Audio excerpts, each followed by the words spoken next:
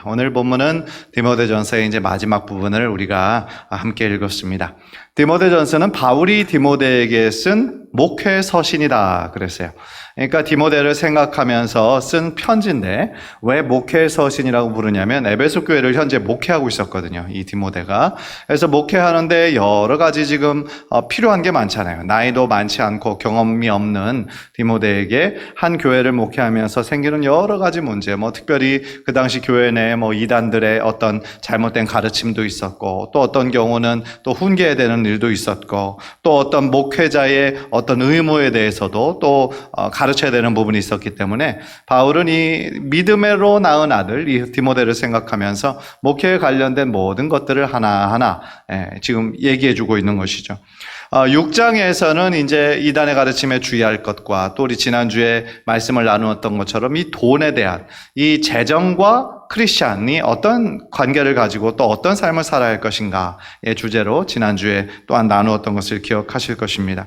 그래서 오늘 본문은 이제 마지막 그 부분으로서 지난주에 했던 그 다음 부분에 이어서 지금 말씀하고 있는데, 오늘 우리가 이 말씀을 통하여 또 우리가 지키고 기억해야 될 것은 무엇일까? 우리가 경청하여 듣는 가운데 하나님의 주신 그 은혜가 저와 여러분의 마음 가운데 동일하게 임하시기를 주님의 이름으로 간절히 축원합니다.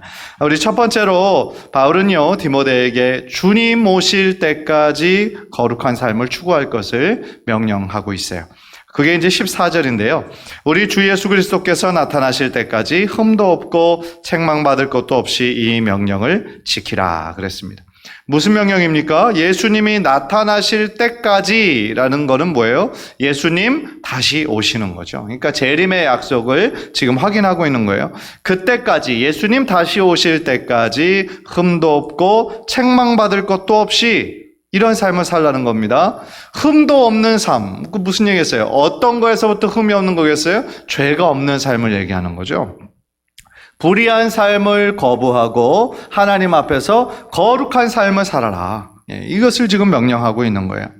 바울은 이 명령을 상당히 엄숙한 분위기에서 이 명령을 하고 있어요. 왜냐하면 방금 읽었던 구절의 앞절 13절을 보면 이 명령을 누구 앞에서 하느냐 하면 전능하신 하나님 앞과 예수 그리스도 앞에서 이 명령을 지금 하고 있죠. 그러니까 하나님과 예수님을 증인으로 삼아서 디모데에게 이 명령을 내리고 있는 거예요. 따라서 이 명령을 들을 때 디모데는 비록 편지이고 서신이지만 그 가운데 담겨져 있는 그 명령에 그 무게감이 느껴졌을 거예요. 약 2년 전에 제가 참석했던 어떤 연합부흥회에서 오셨던 강사 목사님이 이런 말씀을 하시더라고요. 하나님의 말씀은 전부 다 명령형으로 주어졌다라는 거예요. 명령형으로 하나님의 말씀은 주어졌는데 하나님은 그 명령에 우리가 믿음으로 순종할 때 반드시 거기에 합당한 축복을 주시고 약속을 이루어 주시더라. 이 말씀을 하시더라고요. 맞습니다. 하나님의 말씀은 우리들에게 약속으로 주어져요. 그래서 우리들에게 그 명령으로 어떤 명령이 주어질 때, 하나님의 이름으로 주어질 때 우리가 할 수 있는 것은 딱 두 가지 선택밖에 없어요. 하나는 그 말씀대로 순종할 것이냐, 첫 번째 선택인 거고, 하나는 그것에 대해서 거부할 것이냐, 불순종할 것이냐, 그 두 가지 선택인 것이죠.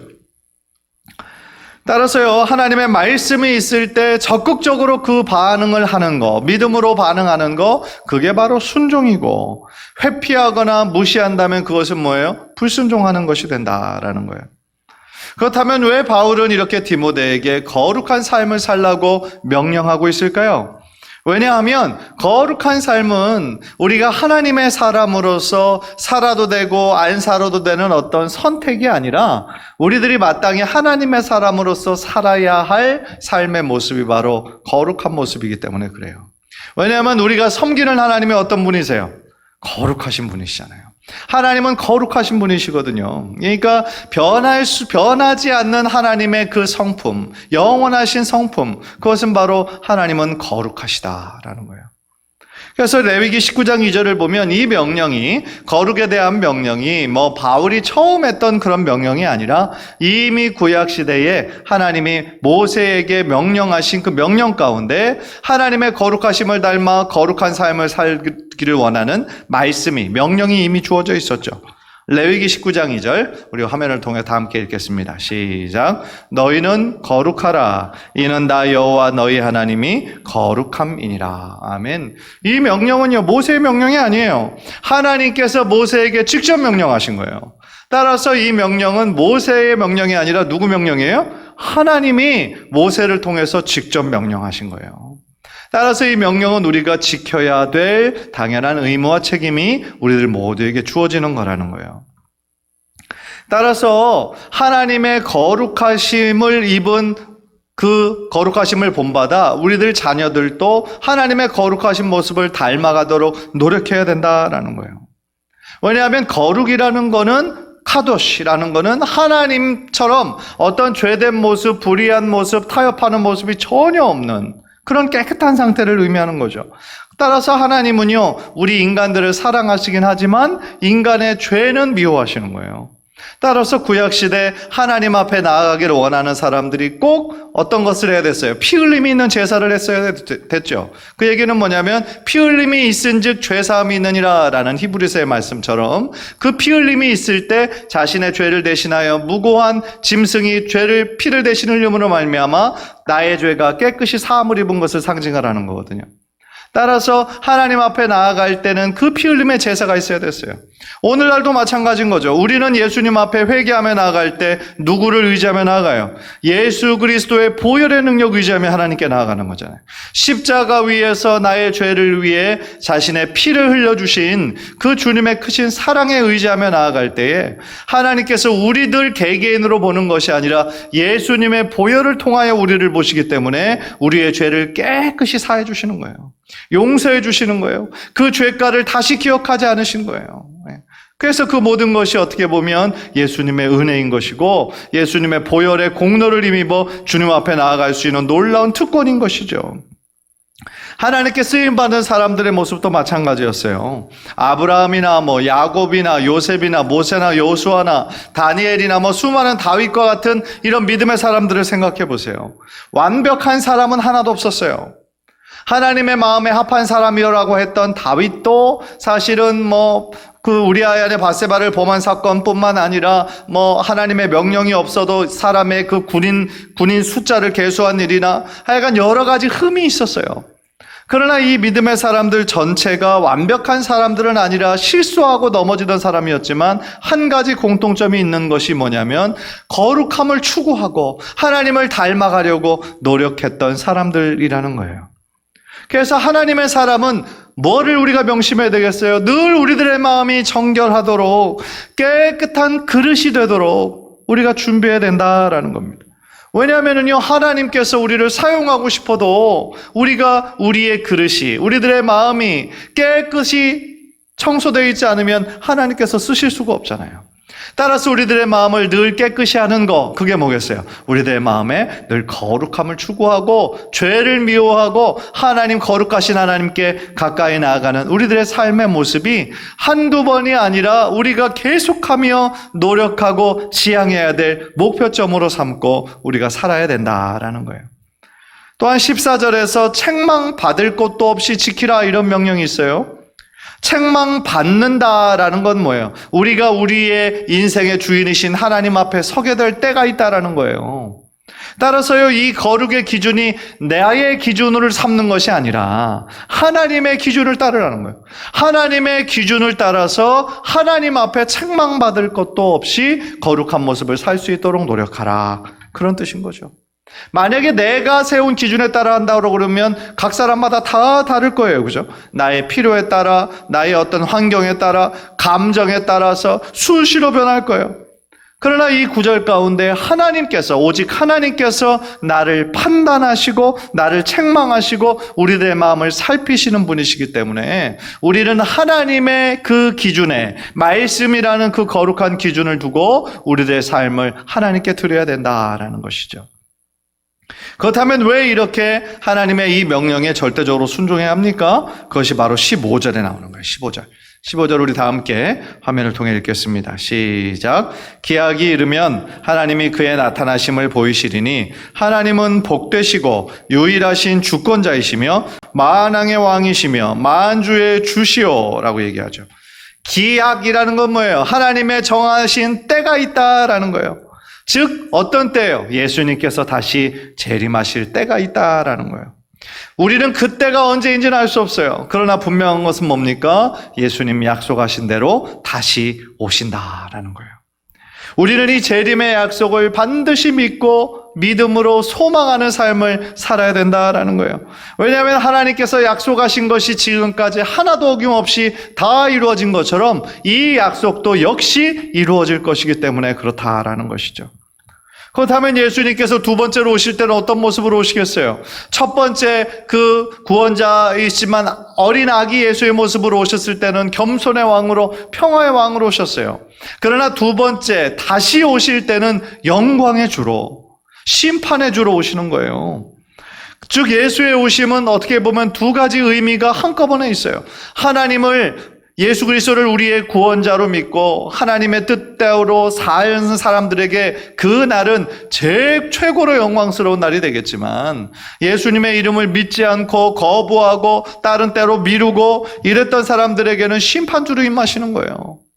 따라서 그 날은 하나님의 공의가 이루어지는, 하나님의 재판이 이루어지는 날이기 때문에 그 날은 믿지 않는 자들에게는 무서운 날이죠. 따라서 우리들은 어떻게 되겠어요? 우리를 먼저 구원해 주신 하나님의 은혜와 사랑에 감사하고, 아직 그 구원의 소식을 누리지 못하고 아직 그 믿음으로 고백하지 못하는 사람들에게 이 좋은 소식을 부지런히 전하는 삶을 살아야 된다라는 것이죠. 바울은 이어서 15절 16절에 하나님이 어떤 분이신지 고백하죠. 복의 근원이 되신다라는 거예요.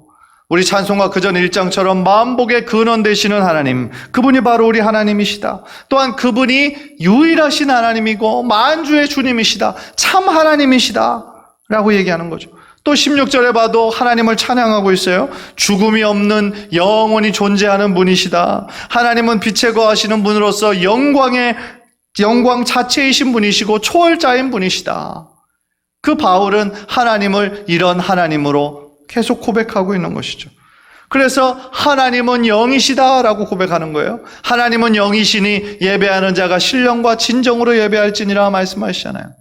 따라서 하나님은 영이시기 때문에 눈에 보이지는 않아요. 그러나 영이시기 때문에 지금 이 자리에 우리와 함께하게 계시고, 우리의 마음에도 계시고, 여러분의 옆에도 계시고, 뒤에도 계시고, 지금도 이 예배를 받으시고 영광 받으시는 줄 믿으시기를 바랍니다.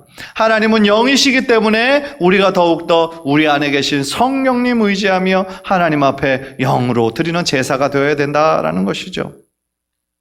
사랑하는 성도 여러분, 우리가 인간의 몸을 입고 우리가 왔기 때문에 우리가 피할 수 없는 것이 두 가지가 있어요. 하나는 육체의 죽음입니다. 또 하나는 죽음 이후에 있을 심판이에요. 이것은 그 어떤 인간도 피할 수 없이 모두가 이 두 가지는 반드시 당면해야 되는 거예요. 히브리서 9장 27절 우리 한번 화면을 통해서 다 함께 읽겠습니다. 시작. 한번 죽는 것은 사람에게 정해진 것이요 그 후에는 심판이 있으리니. 그렇죠. 따라서 우리가 이 땅에 사는 동안, 이 땅에 육체로서 우리가 존재하는 동안 하나님의 사람으로서 하나님의 말씀을 지키면서 거룩한 삶을 사는 것이 우리의 선택이 아니라 우리들의 믿음의 결단으로, 일상의 목표로 그렇게 사시는, 거룩한 삶을 살게 노력하시는 우리 저와 여러분 되시기를 주님의 이름으로 간절히 축원합니다. 그것이 우리 한 사람 한 사람을 향한 하나님의 뜻인 거예요. 그리고 그 기한은 언제까지예요? 예수 그리스도 다시 오시는 그때까지. 그래서 하나님께서 기뻐하시는 거룩한 삶을 추구하고 죄와 타협하지 말고 우리들에게 주어진 믿음의 길을 힘차게 걸어나가시는 우리 주의 성도 모두 되시기를 주님의 이름으로 간절히 축원합니다. 두 번째로 바울은요, 디모데에게 부자들에게 이렇게 가르치라고 명령하고 있는데, 그것은 뭐냐면 돈을 선하게 쓰는 사람이 되라, 이 명령을 하고 있어요. 사실 신약시대 당시 이 부자는요, 약간 좀 죄인처럼 여겨지던 그런 사회였어요. 왜냐하면 당시 사람들의 마음에 어떤 마음이 있었냐면 거룩해지려면 가난해야 된다, 이런 그런 생각들이 있었기 때문이에요. 물론 예수님께서도 이런 비유를 하신 적이 있어요. 부자가 천국에 들어가기가 얼마나 힘든지 낙타가 바늘귀에 들어가는 것보다 힘들다 그랬어요. 또한 예수님을 밤늦게 찾아온 부자 관원이 있었어요. 부자 관원이 어떻게 해야 영생을 얻을 수 있습니까? 예수님께 물었을 때 예수님 뭐라고 대답했어요? 네가 가진 재산을 다 팔고 가난한 자들에게 나눠주고 그 다음에 나를 따르라 그랬어요. 그런데 그 부자 관원이 근심하며 돌아갔다 그랬어요. 왜냐하면 가진 것이 많았기 때문에 라고 얘기를 하죠. 그런데요, 예수님은 부자 자체를 비난하거나 책망하신 적은 없으세요. 정죄하지 않으셨어요. 바울도 마찬가지로 부자들이 단순히 돈이 많다는 이유로, 부유하다는 이유로 비판하지 않았어요. 그런데 무엇을 비판했냐면 부해지려는 마음, 부자가 되려는 마음과 돈을 사랑하는 마음으로 인해서 죄 지을 가능성이 훨씬 더 많기 때문이다라는 거죠. 훨씬 더 많은 유혹이 생기고 그러면 믿음에서 멀어지고 결국 믿음에서 완전히 떨어져 버리는 일이 얼마나 많은지 모르기 때문에 그것에 대해서 자꾸 주의를 주시는 거예요. 이런 문맥에서 바울은 17절에서 재물에 소망을 두지 말고 오직 하나님께 소망을 두라 그렇게 명령을 하고 있는 거죠. 왜냐하면 우리 크리스찬의 삶의 그 미래는 재물에 있는 것이 아니라, 재물에 많고 적음에 있는 것이 아니라 누구의 손에 달렸어요? 하나님의 손에 달려 있잖아요.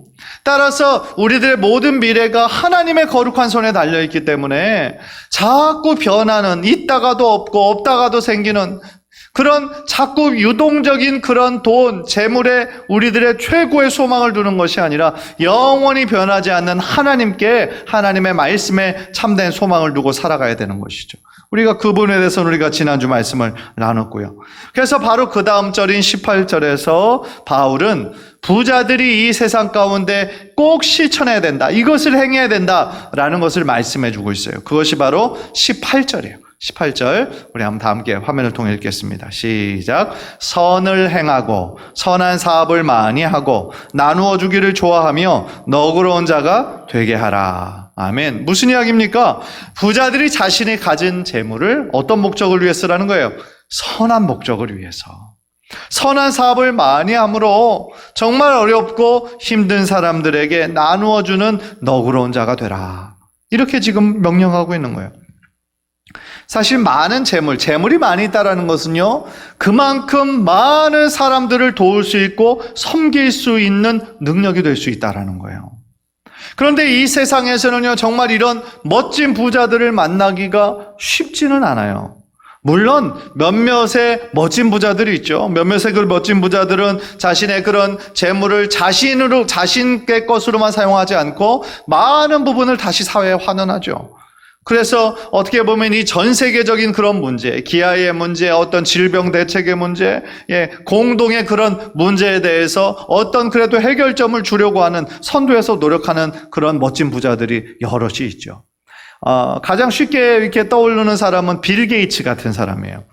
빌 게이츠가 사실은 어마어마한 세계 최대 부자였잖아요. 최근에는 아마존 그 부자에게 이렇게 1등이 추월되기도 했지만, 어쨌든 오랜 기간 동안 세계 어쨌든 최고 1위 부자가 빌 게이츠였죠. 그런데 빌 게이츠는 자기 자신만을 위해, 자신의 자녀들을 위해 그 부를 축적하지 않았어요. 이 사회가, 미국 사회뿐만 아니라 전 세계가 조금 더 나은 사회가 되기 위해서 그 자신의 많은 돈을 재단을 세웠어요. 재단을. 그래서 자신과 자신의 아내의 이름을 따서 그 어떤 재단을 세웠고, 그게 이 54조 원이라는 천문학적인 돈을 들여서 재단을 만들고, 그 재단을 통하여서 각국의 자선단체들과 이렇게 손을 맞잡은 거예요. 그래서 협력하고 있어요. 이번에 코로나19도 코로나19의 어떤 백신을 만들기 위해서 앞장서서 지금 노력하는 사람이 바로 빌 게이츠죠. 멋진 모습인 거죠. 사실 이렇게 큰 부자 아니면 또 능히 할 수 없는 일이 바로 그런 일들이라는 거예요. 그래서요, 사실은 또 부자만에게 주신 어떤 사명이 있는 것이죠. 바울은 이 모든 선한 일이 결국은 자기 자신을 위해 좋은 터를 쌓아두는 것과 같다, 그렇게 얘기하고 있어요. 19절을 보세요. 이것이 장래에 자기를 위하여 좋은 터를 쌓아 참된 생명을 취하는 것이니라. 이 말씀을 하세요. 좋은 터를 쌓는다라고 했을 때 예수님의 또 다른 말씀이 생각이 나요. 마태복음 6장 20절 21절 유명한 구절인데요. 우리 한번 화면을 통해서 다 함께 읽겠습니다. 시작. 오직 너희를 위하여 보물을 하늘에 쌓아두라. 거기는 좀이나 동록이 해하지 못하며 도둑이 구멍을 뚫지도 못하고 도둑질도 못하느니라. 내 보물 있는 그곳에는 내 마음도 있느니라. 예수님이 우리들의 인간의 그 마음을 너무너무 잘 아시는 것이죠. 그래서 보물을 그냥 이 땅에 쌓아두고 조민들 먹고 이런 곳에 하지 말고 변하지 않는 하나님께 하늘에 쌓아두라라고 얘기하는 거죠. 그리고 내 보물이 있는 그곳에 내 마음도 있다 라고 말씀하시는 거예요. 우리가 선한 일에 앞장서고 또 그런 일에 우리들의 돈을 사용하는 거, 그것이 바로 어떤 거라는 거예요? 하늘에 보물을 쌓아두는 것과 똑같은 의미다 라고 지금 바울은 가르치고 있다는 거죠. 아무리 이 땅에 돈을 많이 쌓아두고 있어도 오직 자신만을 위해서, 자기의 욕심만을 위해서 그렇게 살아간다면 그 사람은 하늘에 쌓아둔 것이 하나도 없다라는 거예요. 사랑하는 성도 여러분, 우리가 정말 명심해야 하는 것은 뭐냐면 우리가 얼마나 많은 재물을 갖고 있느냐, 그것이 아니라 무엇을 위해, 어떤 목적을 위해 그것을 사용하느냐, 그게 중요하다라는 거예요. 사실 우리 모두 돈을 여유 있기를 원하죠. 많이 벌기를 원할 거예요. 그러나 그 목적이 그냥 단순히 자신의 안락한 삶을 위해서, 그것을 위해고 자신의 욕심만을 위해서라면 그것을 하나님께서 보시기에 참 어떻게 보면 너무나 이기적인 목적이라는 거죠. 인간적으로는 부자일지 몰라요. 인간적으로는 성공해서 많은 것을 얻었을지 몰라도 영적으로 보면 아주 빈곤한 자들인 것이죠. 그런데 우리가 최선을 다해서 하나님께 기도하면서 얻은 그 물질을, 재물을 하나님의 영광을 위해서 선한 일에 그 돈을 쓰려는 그런 목적을 가지고 있는 자들에게는 하나님께서 어떻게 하시겠어요? 하나님께서 하늘문을 열어주시고 선한 목적을 위해 쓸 수 있도록 하나님께서 그를 채워주시고 부어주시고 길을 열어주실 줄 믿습니다. 그것이 하나님 아버지의 마음이라는 거예요. 그렇다고 해서 우리가 그러면 부자 되기 전까지, 큰 부자 되기 전까지는 그럼 선한 일을 전혀 할 수 없나? 그런 건 아니죠. 사람마다 부자의 기준이 다르죠. 그리고 사람의 마음이라는 것이 어떻게 보면 이 욕심이 끝이 없는 거니까 안 하기 위해서 어떤 그런 핑계를 낼 수 있겠죠. 그러나 선한 일이라는 것은 우리가 가진 것이 많지 않아도 우리들의 마음이 있으면 얼마든지 할 수 있는 것이 많이 있다는 거예요. 그런데 문제는 뭐예요? 우리들의 마음이 없어서인 거죠. 마음이 없어서. 사실 우리 교회 안에서도 여러 모양으로 열심으로 정말 힘들게 얻은 재물을 하나님의 나라를 위해서, 하나님 나라의 사역을 위해서 그렇게 드리시는 분들이 많이 계시죠. 사실은 선교원금으로 드리는 것도 다 동일한 의미죠.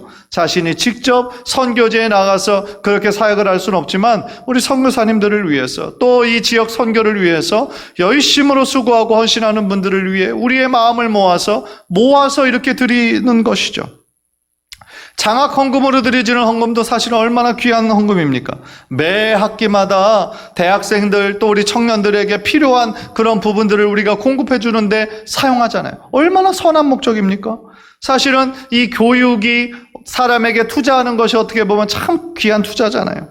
또한 구제 헌금으로 또 지역사회 돕고 또 어려우신 분들, 또 지방의 작은 교회들을 도울 수 있다는 것도 하나님이 기뻐하시는 선한 목적인 것이죠. 이런 귀한 일들에 우리 장로님들이 앞장서고 계시고 또 열심으로 힘을 다해서 정성으로 그것을 십시일반으로 모아서 이 모든 일을 이룰 수 있다는 거, 하나님께서 보시기에 다 선한 일들인 것이죠. 사랑하는 성도 여러분, 우리가 이 땅에 사는 동안 돈을 많이 버는 거 물론 중요해요. 그러나 더 중요한 건 뭡니까? 그것을 어떤 목적으로 우리가 사용하느냐. 그것이 하나님의 선을 위해서, 하나님의 영광을 위해서 우리가 사용하도록 거룩한 목적을 두고 하나님께 기도하며 나아가는 우리 귀한 성도님들 모두 되시기를 주님의 이름으로 간절히 축원합니다. 바울은 마지막으로요, 디모데에게 이런 교훈을 주고 있어요. 이단에 대한 마지막으로 경계를 하는데요, 바른 교훈에 굳게 서서 흔들리지 말고 그 믿음 끝까지 지켜라. 이렇게 마지막으로 권면하고 있어요. 20절을 보세요. 디모데야, 망령되고 헛된 말과 거짓된 지식의 반론을 피함으로 내게 부탁한 것을 지키라 라고 얘기해요. 그러니까 당시에 이 이단들, 잘못된 그런 가르침이 얼마나 많이 있었는가를 우리들에게 암시해주고 있죠. 그런데 그것의 결말은 뭐라는 거예요? 망령된 거라는 거예요. 헛된 거라는 거예요. 거짓된 거라는 거예요. 그것은 사람을 살리고 구원하는 데 쓰이는 것이 아니라 오히려 사람들을 미혹시키고 영적으로 죽게 하는 그런 교훈이다라는 것이죠. 그래서 그런 것들을 어떻게 되는 거예요? 잘 분별하고 그런 것들을 피하고 오직 주님 주신 그리고 바울이 가르친 그 말씀들을, 교훈들을 잘 마음에 새기고 지켜야 된다라고 말씀하고 있는 것이죠. 우리는 코로나19 사태를 통하여서 이 신천지라는 그런 사이비 그 집단에 대해서, 그 위험성에 대해서 우리가 잘 알게 됐죠. 어떻게 보면 코로나19에 따른 그 피해가 엄청났지만 반면으로 생각하면 이 신천지라는 반사회적인 집단이 다른 모든 사람들에게 이게 위험한 집단이구나, 피해되는구나 라고 각인된 거는 하나의 긍정적인 효과라고 할 수 있겠죠. 사실은 그 31번째 확진자 환자가 나오기 전까지 얼마나 잘 지켰습니까? 그런데 그 31번째 환자가 자꾸 거짓말을 했잖아요. 자기가 어디 갔다 왔는지도 거짓말하고, 그렇게 함으로 이게 사람들의 이 무의식적으로 이렇게 퍼지게 됨으로써 이게 온 난리가 나지 않았습니까? 그러니까 왜 거짓말을 했겠어요? 그들의 교리에 있어서는 그 어떤 목적을 위해서 거짓말하는 것이 당연한 거거든요. 아무런 죄책감이 없는 거예요. 거짓말을 해도. 그러니까 이것으로 인해서 얼마나 우리 온 나라가 어려움을 당했습니까?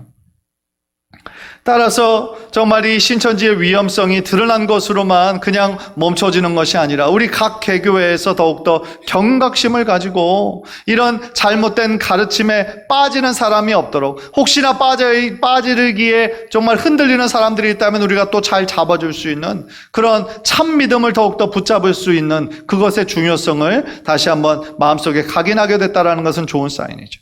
그런데 또 한편으로 안타까운 것은 새 가족이 와도 이게 참 마음에 이게 혹시나 하는 마음이 또 생겨가지고 이게 또 선뜻 또 이렇게 막 하지 못하는 또 안타까움도 있어서 참 어려운 점이 많은 건 사실입니다. 사실 이 교훈은요, 바울이 이미 디모데전서 곳곳에서 여러 번 강조하고 있던 내용이죠. 그런데 이 디모데전서 이 편지를 마무리하면서 다시 한번 이 바울이 이것을 강조하고 있는 이유는 우리들의 신앙생활에 있어서 올바른 말씀 위에 굳건히 서는 것이 너무너무 중요하기 때문이다라는 거예요. 왜냐하면 그 말씀이 우리들의 신앙의 기초가 되기 때문이다라는 것이죠. 생각해 보세요. 어떤 건물을 짓는 데 있어서 가장 많이 이렇게 수고하고 정성을 들이는 작업이 터를 잘 다지는 작업이에요. 기초를 튼튼히 하는 거예요. 왜 그래요? 기초를 탄탄히 해야 그 위에 뭘 세워도 세울 수 있는 거예요. 그러니까 높게 올라가면 올라갈수록 더 밑으로 많이 파고 넓게 그것을 터를 단단히 해야 되는 게 당연하다라는 것이죠. 기초가 흔들려 버리면 아무리 높아도 그것이 제대로 지탱이 될 수가 없잖아요.